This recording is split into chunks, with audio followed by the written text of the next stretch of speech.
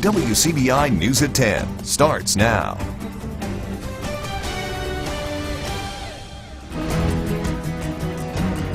We begin tonight with breaking news out of Columbus. One person is rushed to the hospital tonight after being hit by a car. Police Chief Fred Shelton says it was just before 9 o'clock when a pedestrian was struck by a car on Main Street near the entrance of Probst Park. Shelton says the person was in the moving lane of traffic. The pedestrian was taken to the hospital and is listed in critical condition. The accident is still under investigation. We'll, of course, continue to follow this developing story and bring you the latest details as they become available.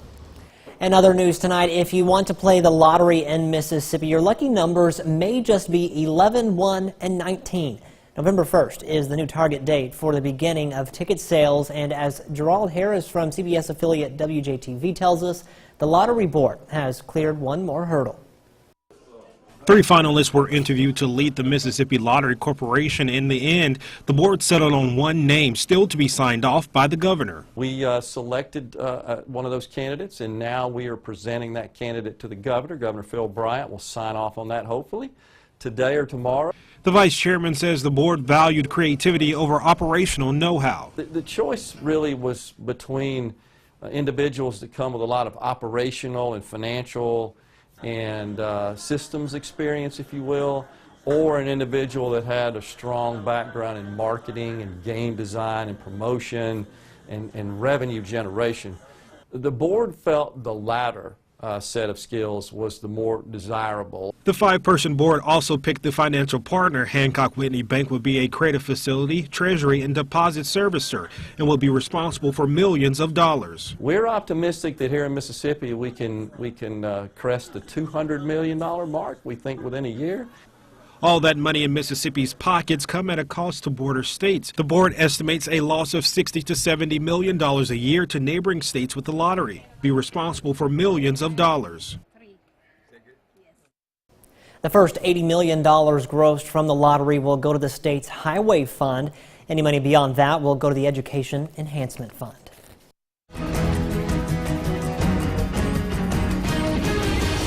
Recovery efforts continue in Monroe County after 2 tornadoes ripped through the area nearly 3 weeks ago. Our Quentin Smith visits Hamilton, which is one of the hardest hit areas. Quentin, how are folks recovering? Scott, a lot of work and cleanup is happening. Volunteers have come in to remove some of the debris and clean up some of the hard-hit areas, but there's still a lot of work to be done. Tonight, many people are still searching for a place to stay after losing everything in the storms.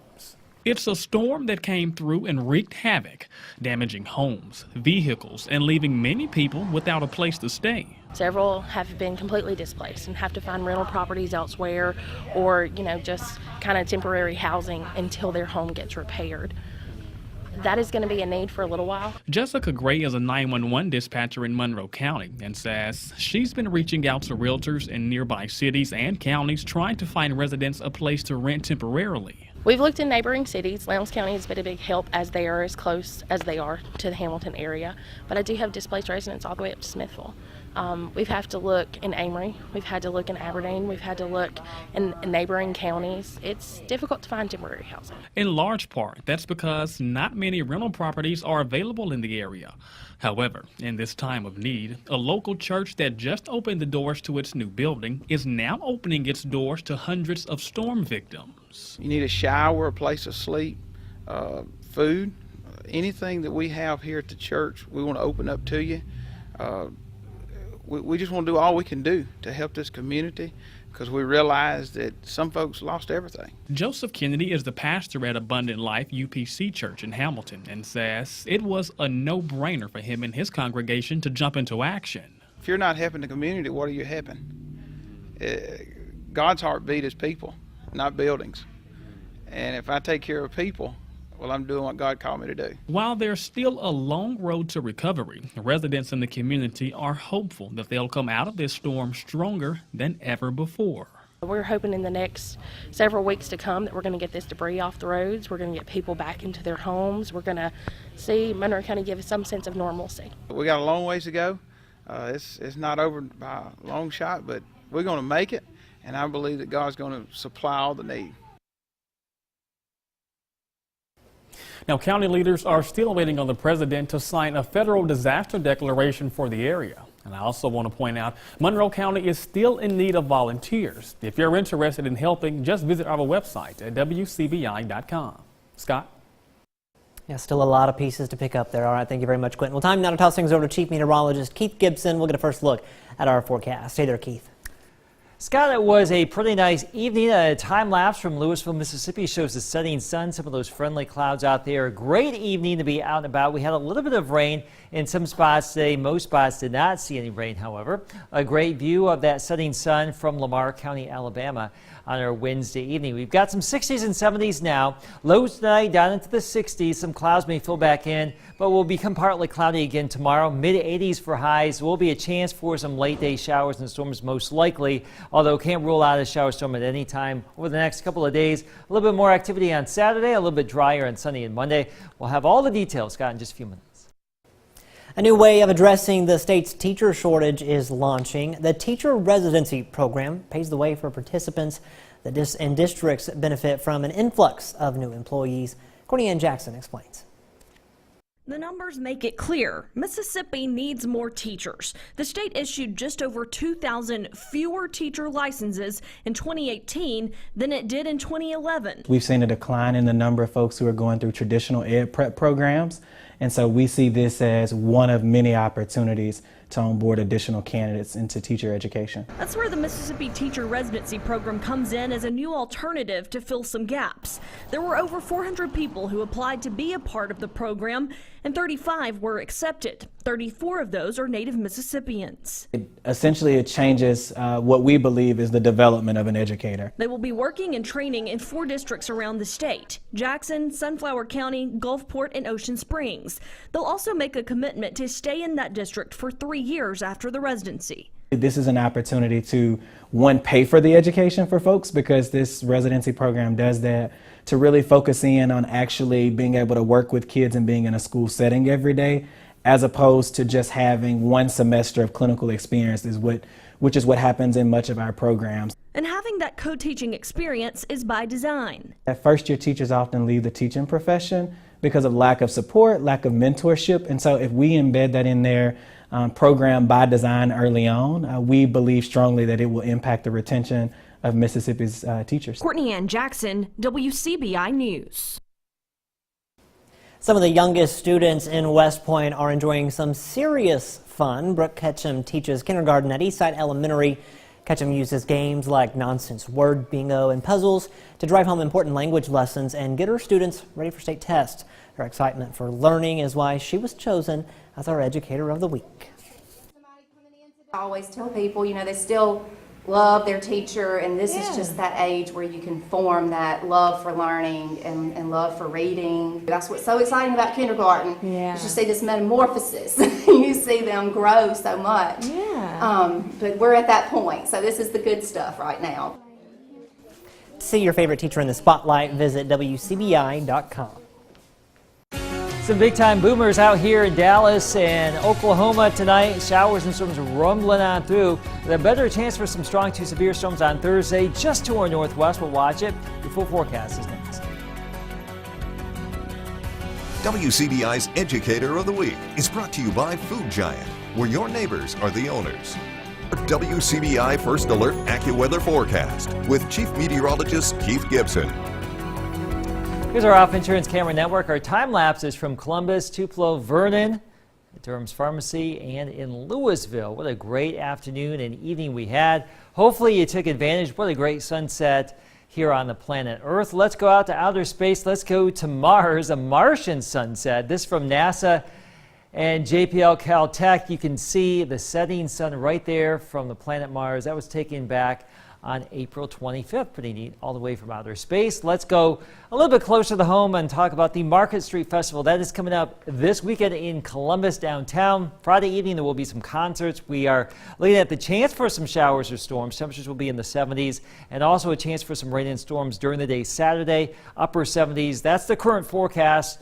we'll keep massaging things and hoping that we can refine things as we get a little bit closer. But at this point, don't cancel your plans just yet. We'll just wait and see how things evolve. Things can change, and right now the biggest storms are erupting out there across the high plains. Look at that big complex of storms. Futurecast picking up on that. Although the information is suggesting that a lot of that's going to fizzle and not really reach our area later tonight or tomorrow morning. 69 in Columbus and in Tupelo right now. Lows tonight down into the 60s across the region, mid to low 60s, perhaps a little bit of patchy fog out there. So we should have a pretty quiet start to the day. Mid 60s at 7 o'clock, around 80 by noon.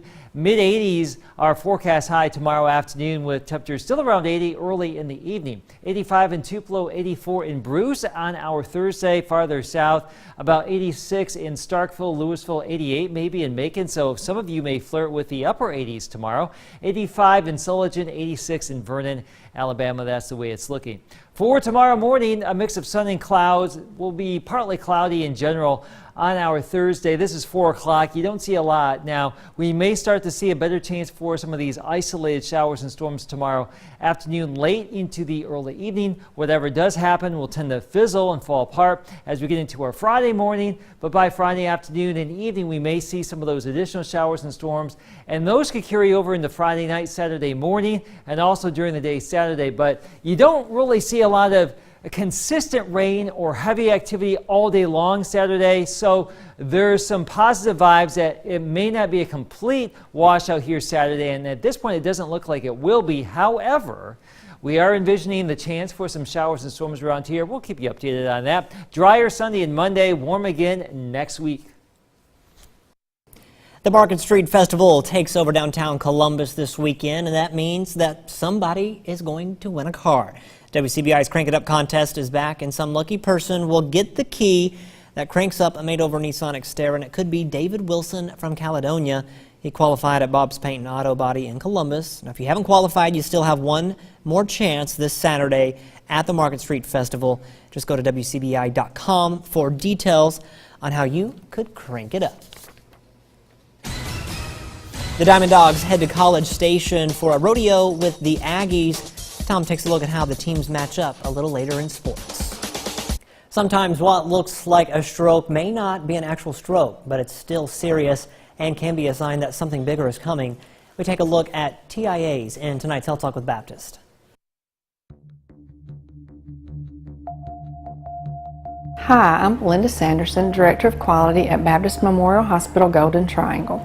When blood flow to part of the brain stops for a short period of time, also called transient ischemic attack or TIA, it can mimic stroke-like symptoms.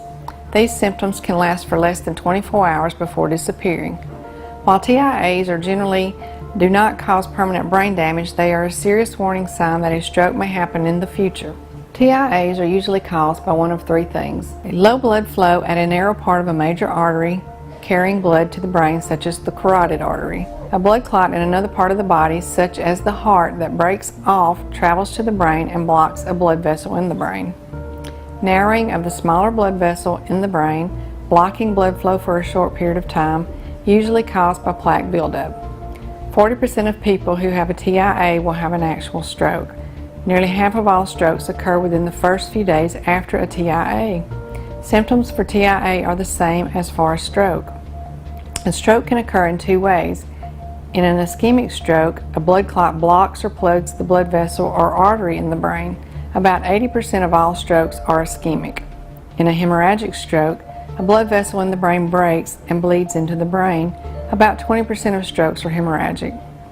What makes stroke symptoms distinct is their sudden onset. Sudden numbness or weakness of face, arms, or leg, especially on one side of the body. Sudden confusion or trouble speaking or understanding. Sudden trouble seeing in one or both eyes. Sudden trouble walking, dizziness, loss of balance or coordination. Sudden severe headache with no known cause. If you or someone around you experiences any of these symptoms, seek help at your nearest emergency room. Join us next time for Health Talk with Baptist as we discuss risk factors for a stroke. Mail your topic suggestions to healthtalk@wcbi.com. Health Talk has been brought to you by Baptist Memorial Hospital Golden Triangle. Southern Miss would depend on a one-man wrecking crew to try and top Ole Miss. The highlights from Hattiesburg next in sports. Sky Sports with Tom Ebel. The series between Ole Miss and Southern Miss has been all rebels of late. Ole Miss winners of 5 straight in the series, hoping to continue the momentum after the Texas A&M sweep. Southern Miss hosting number 13 Ole Miss in a battle of the misses. And this one really was a battle from start to finish. Picked things up in the bottom of the second. Matt Wallner at the plate sends one to where it ain't coming back. His 13th and 14th home runs of the year today, making that 7 home runs in his last 9 games. Golden Eagles take a 1-0 lead. Top 7 now. Southern Miss up 3-2. Tyler Keenan gets a gift from Gabe Montenegro, and that's going to drop in left field. That allows Greg Kessinger to score, and suddenly it's a tie ball game, 3 apiece in the 7. But the very next inning, Southern Miss responds. Danny Lynch ropes one to right field. Hunter LeBlanc high steps it into home plate. That scores the eventual game winner. Southern Miss snaps the losing streak to Ole Miss with the 5-3 win. Southern Miss has won 9 straight ball games. Ole Miss falling to 30-16 overall. I mean, I'm not scared of anybody, and I wish I would have had this mentality starting February 16th. But you know, baseball's a streaky game, and nobody's perfect. So I'm just trying to help my team win as best I can. The Diamond Dogs back in action tomorrow. They're next to take a crack at Texas A&M, Mississippi State's 3rd series against a top 20 opponent. The series rolling tomorrow through Saturday. Head coach Chris Lemonis changing things up with the pitching rotation this week. Keegan James gets the start in Game 1. Ethan Small sticking with his normal spot on Friday. And JT Ginn wrapping up the series on Saturday. 2 games on the SEC network. You can catch it on Thursday and Saturday, but you need the stream for Friday. But of course you can tune in to WCBI Sports. But going back to Texas A&M, they're concerned with the Bulldogs offense, and mainly because of the SEC's newest hits king.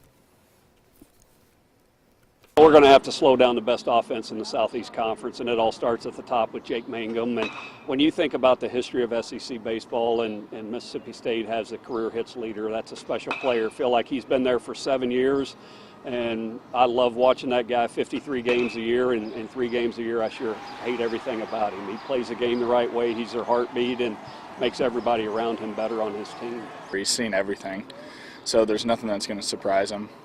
And obviously he's a great hitter. Doesn't strike out a lot, which is really frustrating. And I mean that's just a script for success, and that's why he's done what he's done.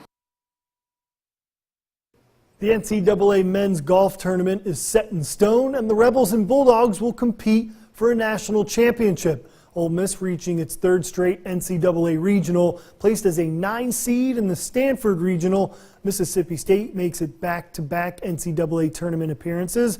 The Bulldogs tabbed as a 10 seed in the Louisville regional. The tournament begins on May 13th. Starkville Academy advances to the next round of the MAIS 3A playoffs, breaking out the bats, defeating Bayou Academy 16-6. The Vols will be waiting in the wings for its next opponent. They'll await the winner of Heritage Academy and Indianola Academy. The Patriots leading that series 1-0. Game 2 coming up Thursday at 5 p.m. Speaking of playoff baseball, it continues tomorrow. 5A and 6A, these 2 teams competing for a shot at a North Half final, but this is your North Half for 5A and 6A. Oxford, DeSoto Central, Saltillo, Lewisburg, Ridgeland, and Lafayette. Then 4A and 3A. In 4A, Ripley versus Pontotoc, New Hope versus Amory. 3A, North Pontotoc, Houston, Boonville, and Kossuth. Then in 2A and 1A for the North Half, East Union taking on Calhoun City, Ingomar taking on Lake, Smithville, TCPS, Biggersville versus West Union. That is your North. The South, the reigning champ, Nahanawaya, taking on Hamilton. Game 1 tomorrow at 6 p.m. at Hamilton. Then in softball, 4A and 5A. This is the North Half Finals. Lafayette and Neshoba Central, Tisch County taking on Kosciuszko. No area teams in 6A. Then 3A and 2A. South Pontotoc taking on Houston, a heavyweight battle in 3A. Eupora versus Philadelphia for the 2A North Half Championship. Then 1A. It's the North and South Half because Vardaman continues to be in the 4th. Smithfield, Pine Grove, Ethel, Vardaman. Those games beginning on Friday. That's it for sports. Last of your weather is next. We do have a chance for a few spotty storms tomorrow and Friday. Most spots probably will stay on the drier side of the equation there. Mid-80s, a chance for more rain is from Saturday, Sunday and Monday, and a little bit drier there, but warm overall for the next 7 days. Yeah, it's more like summer-like temperatures. We just jumped on in the early summer. Sure did. All right, thanks, Keith. Thanks for watching, everyone. Have a good night. We'll see you tomorrow.